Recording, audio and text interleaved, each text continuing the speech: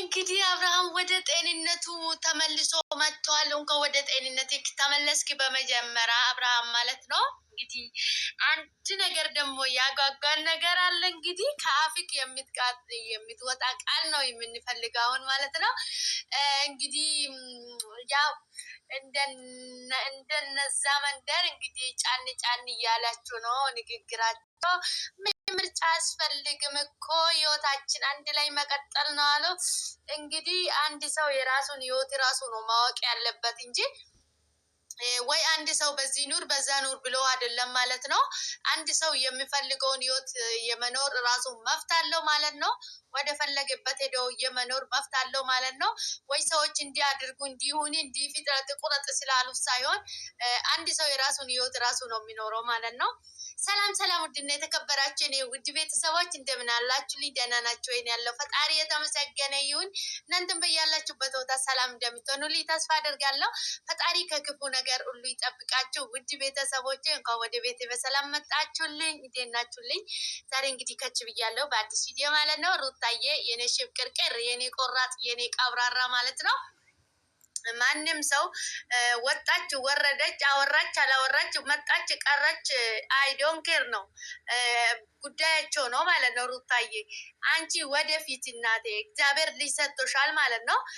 ከልጅሽ ጋር ወደፊት ነው። ማንም ምንም ያውራ፣ አብርሃም የፈለገ ነገር ሊያወራ ይችላል፣ የፈለገ ነገር ሊቀባጥር ይችላል።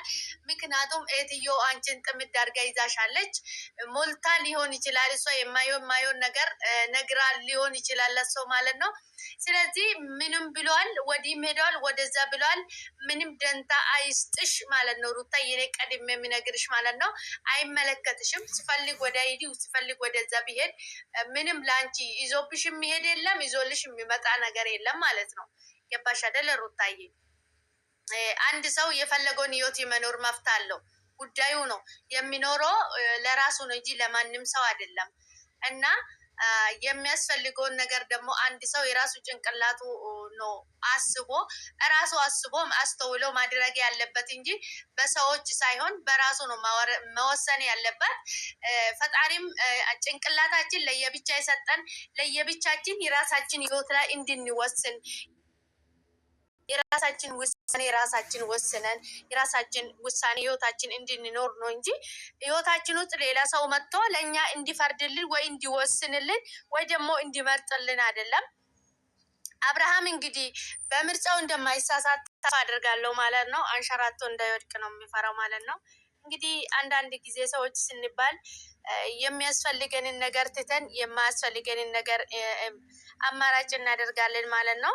እንግዲህ ፈጣሪ እርዳው ማለት ነው። እኔ ሌላ ነገር ምንም ማለት አልፈልግም ማለት ነው። ሩታዬ የእኛ ጀይና፣ እኛ ከአንቺ ብዙ ነገር እንማለን። አንቺ ብቻ በርችልን። እኛ የአንቺ ብርታት ነው የምንፈልገው።